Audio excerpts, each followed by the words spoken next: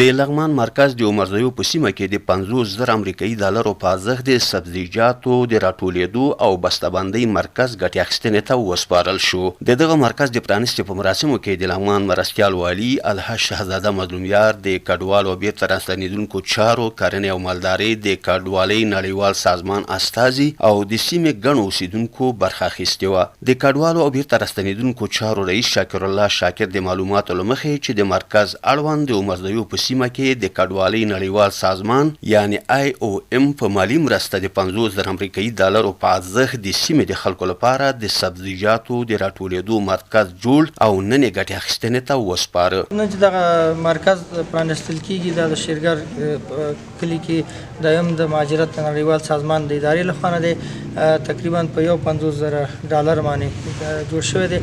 دې کې به دغلته چې راستنېدونکي او کوم بزګران چې دي د هغوی د سبزیجاتو د راټولولو دې ځای کې د مارکیټ ته د اماده کولو سنټر دی. انشاءالله د دې سره به دوی دغه پروسس او بسته‌بندي کوي او د دې مارکیټ ته وړاندې کېږي. د کډوالۍ نړیوال سازمان استازي ډاکټر عبدالکبیر مقیم وویل چې دا ډول نور مرکزونه هم د دې ولایت په یو شمېر نور ولسوالیو کې پیل کړي او ژر به ګټې اخیستنې ته وسپارل شي.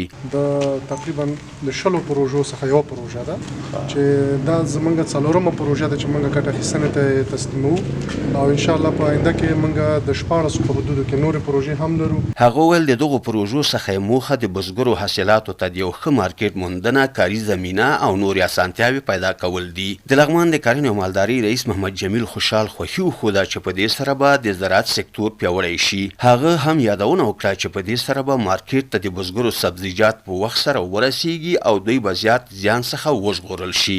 د یو رډا پروژې او د مهاجرینو ریاست نه ډېره مننه کوم چې دوی موږ سره د زراعت سکتور په برخه کې چې البته دا د مارکیټ یو نمونه ده چې موږ دلته هغه کوو چې مارکیټینګ لینکیج ورته وایي چې د دې سنټر په ایجاد سره دلته په منطقه کې د سبزیجاتو رشد رامنځته کېږي چې د سبزیجات نسبتا غلجاتو ته په اقتصادي برخه کې ډېر زیات پرمختللي دي.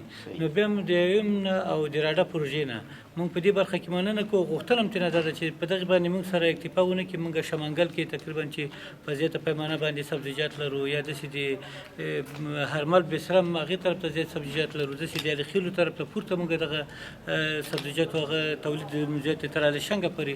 نو که په دغه برخه کې موږ سره هغه وکړو نو یو به دغه دکان لنډ په لنډه باندې د مارکیټ سره موږ وصل کوو. دغه سبزیجات ته به د مارکیټ پیدا کېږي او هغه دکانان هغه ستونزه چې مارکیټ په برخه کې لري هغه به حل شوي. بل لور ته د لغمان ولایت مرستیال والي الحاج شهزاده مظلومیار د بزګرو لپاره د ولایتي ادارې له هڅو د دغې پروژې یادونه وکړه چې د یادې سیمې ټول بزګر به ورسره له اقتصادي پلوه په خپلو پښو ودرېږي. د الله مخلوق ته چې د چا خیر رسیږي نو د دې نه بهتره خبره بله نشته. زه د ټول نه د ولایت د مقام په نامه تشکر او مننه کوم. ګورم آباد خیر وشي. دا خلک ټول د زمیندار او د قانون خلک دي، فقیر خلک دي. د ورور خبره چې د دې ځنه سبزی بارول او کرام پې راتله او غذاب مصارف هم راتله هغه چې دی بچت شو د پښتو په اصطلاح باندې دا وړه خبره نه ده، دا غټه خبره ده او دا رښتیا دغه سبزیجات به نور رشد هم وکړي، غریبو فقیرو خلکو ته به کار هم پیدا شي. خو د رئیس صاحب د زراعت خبره دا یوه چې موږ یوازې په دې اکتفا نه کوو. دوستانو هم توقع دا ده چې دا کوم نومونه چې د ذکر کړل په دې برخو کې موږ سره هم کومک او همکاري وکړي او دغسې سړي خونې باید هلته هم باید جوړ شي چې د لغمان فقیر ولس ته باید خیر ورسیږي. نوموړي د کډوالۍ نړیوال سازمان یعنی IOM څخه غوښتنه وکړه چې ورته نورې پروژې دې هم د دې ولایت بزګرو لپاره پیل کړي.